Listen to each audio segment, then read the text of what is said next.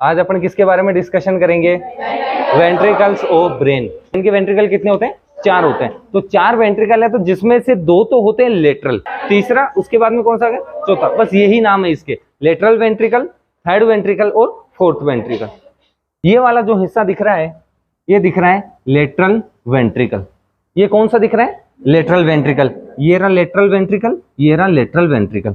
ये right side में है, ये लेफ्ट साइड में है। लेटरल वेंट्रिकल राइट वाला राइट हेमिस्फीयर में दिख रहा है, लेफ्ट वाला लेफ्ट हेमिस्फीयर में। इसका मतलब लेटरल वेंट्रिकल हेमिस्फीयर के अंदर पाए जाते हैं, राइट वाला राइट में, लेफ्ट वाला लेफ्ट हेमिस्फीयर के अंदर। अब लेटरल वेंट्रिकल के बाद में कौन से वाले वेंट्रिकल की जरूरत पड़ेगी अपने को? थर्ड वाली। ये यहाँ पे जो हिस्सा दिख रहा है, ये कौन सा है? Third ventricle. पहले अपन देखेंगे वेंट्रिकल कौन सा किसके बाद में, उसके बाद में देखेंगे इनका काम क्या है। लेटरल वेंट्रिकल होगा, इसके बाद में क्या है? Third ventricle. थर्ड वेंट्रिकल ये यहाँ पे दिख रहा है अपने को, थर्ड वेंट्रिकल। थर्ड वेंट्रिकल के बाद में नीचे की तरफ जाते हैं, ये अपने को डायमंड शेप का दिखता है। कैसे शेप का दिख रहा है अपने को? डायमंड शेप का। ये रहा डायमंड शेप का। तो ये वाला कौन सा वेंट्रिकल है? ये फोर्थ वेंट्रिकल है। ये वाला कौन सा है? Third ventricle. ये वाले लेटरल वेंट्रिकल। जो लेटरल वेंट्रिकल हैं उनकी सबसे खास बात क्या होती है? ये सबसे लार्जेस्ट होते हैं, बड़े वेंट्रिकल्स होते हैं। इसके हॉर्न पाए जाते हैं। क्या पाए जाते हैं? हॉर्न। लेटरल वेंट्रिकल के हॉर्न देख रहे हैं अपन, ये वाला अपने को एंटीरियर हॉर्न दिख रहा है, आगे की तरफ, आगे की तरफ दिख रहा है।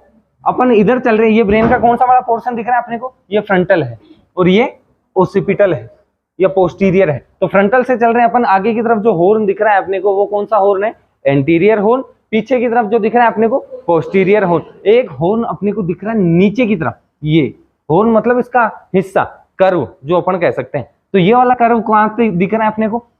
मीडियली या इंफीरियरली?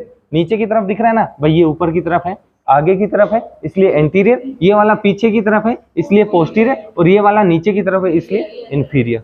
तो लेटरल वेंट्रिकल सबसे बड़ा होता है। सी शेप दिख रहा है कि नहीं दिख रहा तुम लोगों को?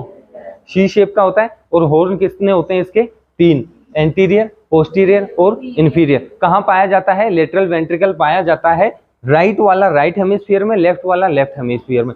थर्ड वेंट्रिकल है। अब कनेक्शन भी रहता है इसके बीच में, लेटरल का और थर्ड का। तो वो यहाँ पे ये जो कनेक्शन दिख रहा है, ये कनेक्शन इंटरवेंट्रिकुलर फोरामिन कहलाता है। ठीक है, क्या कहलाता है? इंटरवेंट्रिकल फोरामिन या फोरामिन ऑफ मोनेरो। दूसरा नाम क्या है इसका?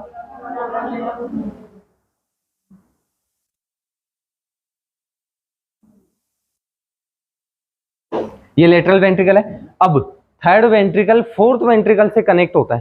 थर्ड वेंट्रिकल किससे कनेक्ट होता है? फोर्थ से। तो इसको कनेक्ट करने के लिए एक डक्ट पाई जाती है जिसको एक्विडक्ट कहते हैं अपन। क्या नाम है इसका? Aqueduct of Silvius. क्या नाम है इसका? Aqueduct of Silvius. Aqueduct of Silvius की खास बात ये, तो सिल्वियस मतलब सिल्वियस, ये अपने को फॉरेनर नाम पता चल रहा है ना? सिल्वियस मतलब कोई फीमेल होगी सिल्वी करके, और वो सिल्वी बड़ी ही पतली है, बहुत ज्यादा ही पतली है, थिन है। तो जो एक्विडक्ट ऑफ सिल्वियस है ये बहुत ही थिन होती है। अगर ये कंप्रेस हो गई किसी कारणवश तो सीएसएफ का फ्लो आगे नहीं हो पाएगा, इसके अंदर ही इकट्ठा हो जाएगा। तो वो हाइड्रोसिफेलिस की कंडीशन कहलाती है। तो हाइड्रोसिफेलिस के अंदर मोस्ट कॉमनली देखा जाता है तो एक्विडक्ट ऑफ सिल्वियस का कॉन्ट्रैक्शन देखा जाता है। कॉन्ट्रैक्शन क्या, सॉरी, मतलब बिल्कुल नेरो, इसका क्या देखा जाता है? नेरोनेस या स्टेनोसिस अपन देखने को मिल सकता है। फिर ये फोर्थ वेंट्रिकल है। फोर्थ वेंट्रिकल आगे, इसके फोर्थ वेंट्रिकल के 2 हिस्से पाए जाते हैं।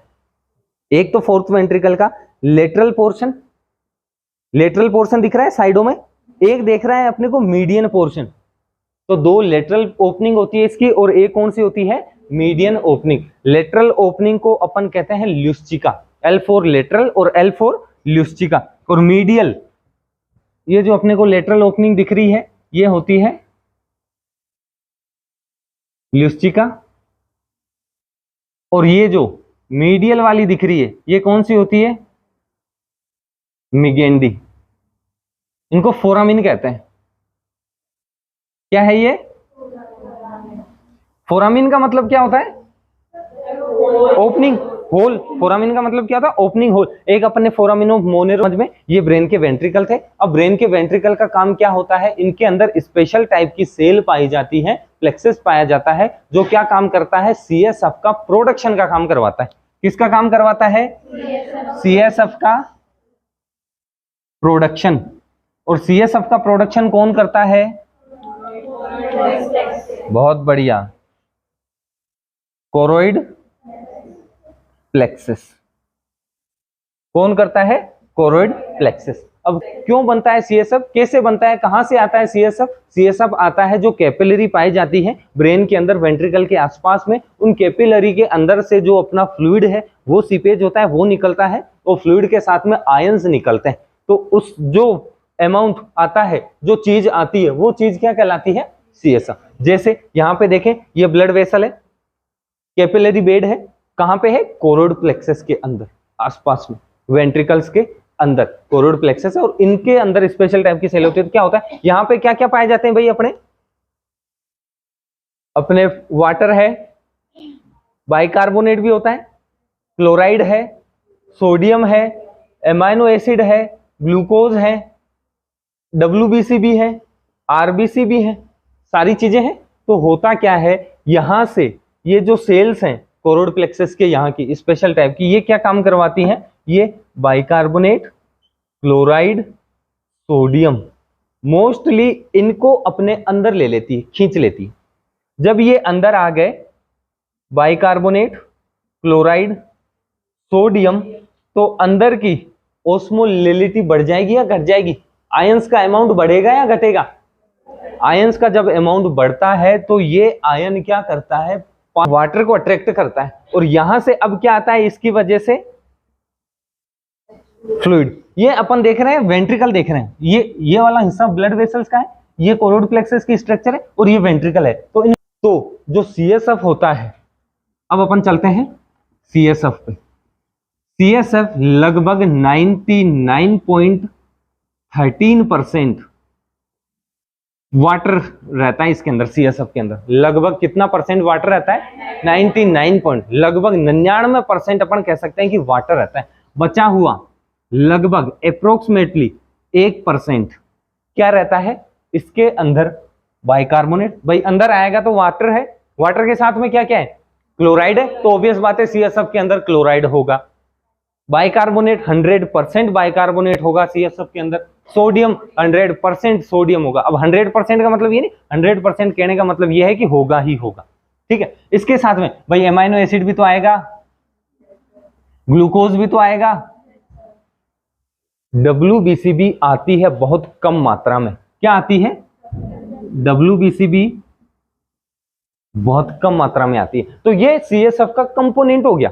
अब इसमें कहा जाता है, सबसे पहले पहली चीज लेफ्ट वेंट्रिकल में, लेफ्ट वेंट्रिकल से कहां जाता है ये, थर्ड वेंट्रिकल में। किसके थ्रू जाता है, फोरामिन ऑफ मोनरो। इसके बाद में ये एक्विडक्ट ऑफ सिल्विस से होता हुआ कहां जाता है, फोर्थ वेंट्रिकल। तो यहां से यहां गया, यहां जाने के बाद में ये फोर्थ वेंट्रिकल, फोर्थ वेंट्रिकल के बाद में ये फोरामिन ऑफ ल्यूस्टिका से लेटरल, ये कहां जाता है, एरेक्नोइड मेटर में। एरेक्नोइड मेटर में जाने के बाद में क्या होता है, वहां पे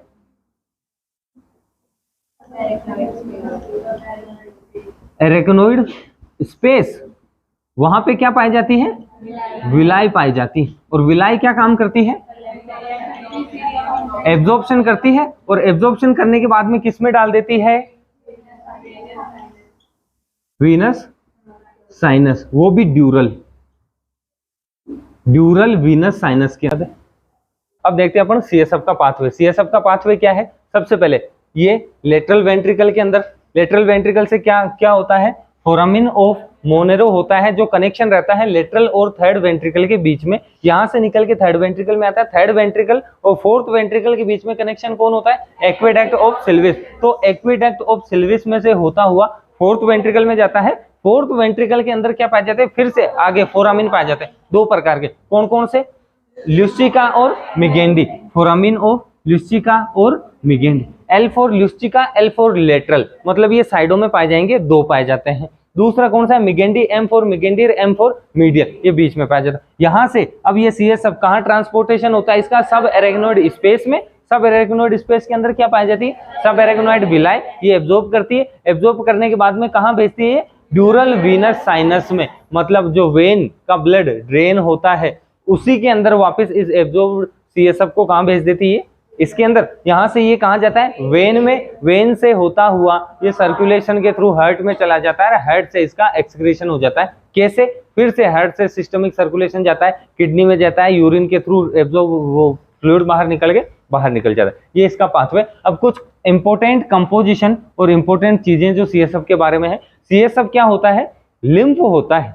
CSF क्या है, लिम्फ है, पर किसका लिम्फ है, ये नर्वस सिस्टम का, तो इसको लिम्फ ऑफ नर्वस सिस्टम भी कहा जाता है CSF।